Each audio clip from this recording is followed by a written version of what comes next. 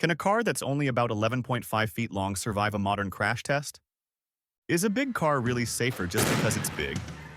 And what happens when we compare a Japanese K car to an American Ford F-150? Today, we're going to talk about crash tests, but not in the usual way. We're not going to talk about 5 stars as if that explained everything. We're going to talk about regulations, physics, structure, context, and why a car that is considered safe in Japan doesn't necessarily have to be safe in the United States.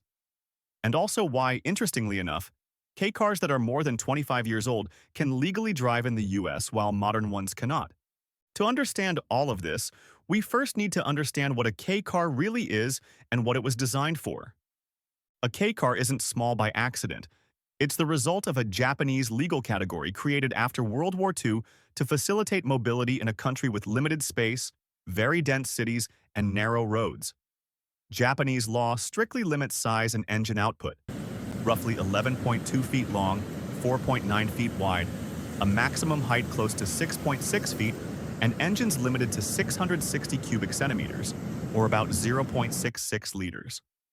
In exchange, owners get clear advantages: lower taxes, cheaper insurance, and in some areas even exemptions from proving they own a parking space. In Japan, that's a huge advantage because space itself is one of the most expensive resources in the country. But here's the key point. A K car was never designed to compete with massive SUVs or giant pickup trucks. It was designed to operate in cities, on secondary roads, in rural environments, and to do so efficiently, affordably, and reasonably safely within its intended context. And that phrase, within its context, is the most important idea in this entire video. Because when we talk about crash tests, there is no universal standard. Every country or every region has its own regulations, its own testing protocols, and most importantly, its own priorities. Crash tests don't just measure structural strength, they also reflect how each society understands mobility. In Japan, the reference program is JNCAP, managed by the NASVA agency.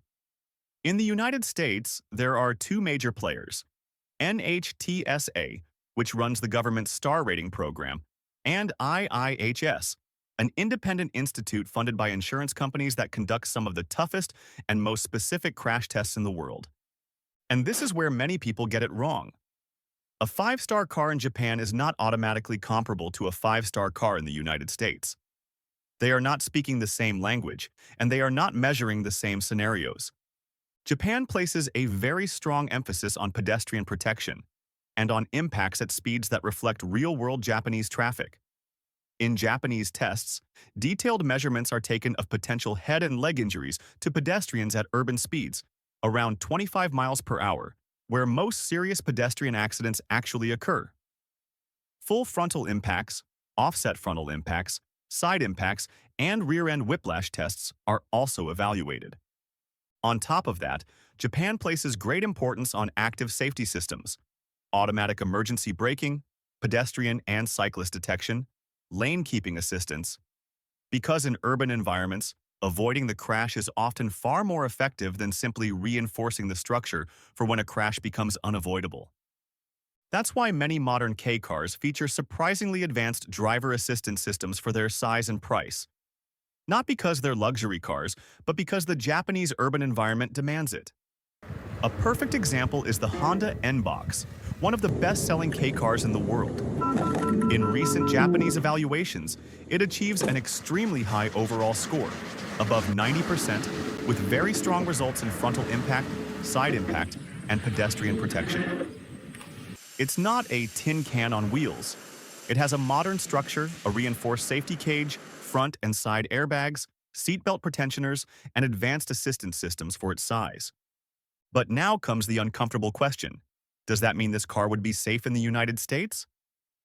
The honest answer is, not necessarily. Because the United States measures different things, and more importantly, it tests different scenarios. American traffic is characterized by higher average speeds, much longer travel distances, and a massive presence of large, heavy vehicles. NHTSA, for example, uses heavier barriers in side impact tests, different speeds, and its own evaluation criteria. In its side impact tests, the moving barrier represents a vehicle weighing approximately 3,000 pounds, striking at 38.5 miles per hour, a scenario designed to simulate typical U.S. intersection crashes. And IIHS goes even further with tests like small overlap and moderate overlap, where only part of the front end strikes a rigid barrier, simulating a real-world crash with another vehicle or a fixed object like a tree or a pole. These impacts are especially demanding for vehicle structures because the energy is concentrated in a very small area. On top of that, IIHS has significantly tightened its protocols in recent years, particularly regarding rear seat occupant protection. It's no longer enough to protect the driver well. Now the behavior of the rear seat, the seatbelt geometry, the seat structure, and the occupant's deceleration are all closely evaluated. And here's a key point for this video. Even large, heavy vehicles like the Ford F-150 have struggled under these newer tests. The Ford F-150 is the symbol of the large American vehicle. It's huge, heavy, built on a body-on-frame chassis, and designed for long highways and heavy-duty use. Depending on configuration, it can easily exceed 5,000 pounds. That's more than double, sometimes nearly triple, the weight of many K cars. And yet, in the updated IIHS moderate overlap frontal test, some versions have received a poor overall rating. Not because the structure collapses, but because rear seat occupant protection doesn't meet the latest standards. This is extremely important because it dismantles the myth that bigger is always safer. Size helps, yes. Mass works in your favor in many crashes. But real safety depends on how energy is managed, how the body moves inside the cabin, and how seatbelts, airbags, and seats work together. A very large vehicle can have an extremely strong structure, but if the seatbelt doesn't properly control occupant motion, or if the airbag deploys at the wrong moment, injury risk remains high. This is where a fascinating example comes in: the Smart Ford U. The Smart is extremely short, even shorter than any K car, at roughly 8.8 feet long. And yet, from its earliest generations, it was designed around a very clear idea: an extremely rigid safety cell known as the tritium structure. The philosophy was simple. If you can't have large crumple zones, you must protect the passenger compartment as much as possible. The tritium cell acts as a survival cage, preserving occupant space even in severe impacts. The Smart has proven in multiple European crash tests that with good engineering, a small car can offer reasonable survivability in serious crashes, even against larger vehicles within physical limits. Is it as safe as a large sedan? No. Is it a death trap? Also no. And this brings us to the core of the debate: the difference between structure and mass. When a very light car crashes into a very heavy one, physics is unforgiving. The lighter vehicle experiences higher accelerations and decelerations, which translate into greater forces on the occupants' bodies. In the case of pickups like the F-150, frame height also plays a role because structural elements don't always align with those of smaller cars, leading to more aggressive intrusion. This isn't a failure of the K car. It's a problem of structural incompatibility between vehicles designed for very different worlds. So when someone says, a K car is unsafe because it would lose against an F-150, the correct answer is, yes, it probably would lose in a high-speed direct collision. But that doesn't mean it's unsafe in its real operating environment, or that its design is fundamentally flawed. And this leads us to another key issue: real-world usage. In Japan, a key car is rarely driving at 75 miles per hour, surrounded by giant pickup trucks. It operates in cities, on local roads, in dense traffic, and at moderate speeds. In that environment, its active safety systems, structure, and overall design are optimized for exactly those conditions. In the United States, on the other hand, highways, distances, and the vehicle fleet are completely different. Speed limits are higher, daily travel distances are longer, and the size gap between vehicles is far more extreme. That's why the question arises: should key cars be allowed on American highways? Some states already impose restrictions similar to those applied to LSVs or microcars, limiting their access to high-speed roads. not because they're illegal, but because their top speed, mass, and structural compatibility don't align well with dominant traffic conditions. Now comes the most interesting paradox of all. Why are K cars that are more than 25 years old allowed to be imported and driven in the United States? The answer lies in the so-called 25-year rule. U.S. law allows vehicles older than 25 years to be imported without meeting modern federal safety and emission standards.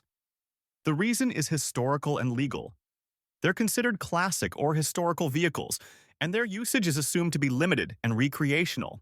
This means that a K car from the 1990s, likely less safe than a modern one, can legally drive in the U.S., while a brand new, better engineered K car cannot be easily sold or certified.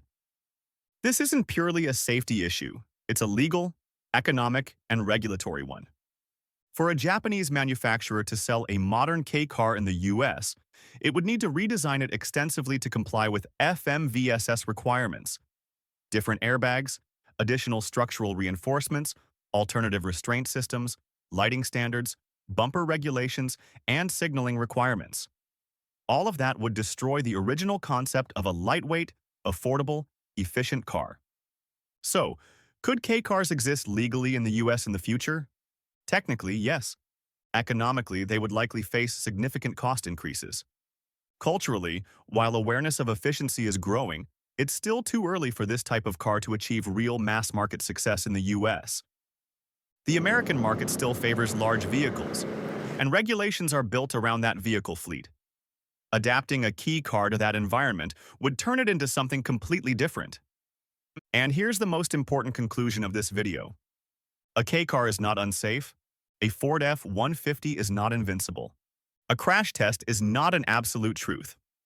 Every vehicle is designed for a specific context, a specific regulatory framework, and a specific type of use. Taking it out of that context and judging it by a different standard leads to flawed conclusions. The right question is not which car wins in a crash. The right question is, what world was this car designed for? And once you understand that, crash tests stop being a star rating table and become a tool to understand engineering, legislation, and, above all, the real-world traffic conditions in each country. If this video has made you rethink what safety really means in a car, then we've achieved our goal.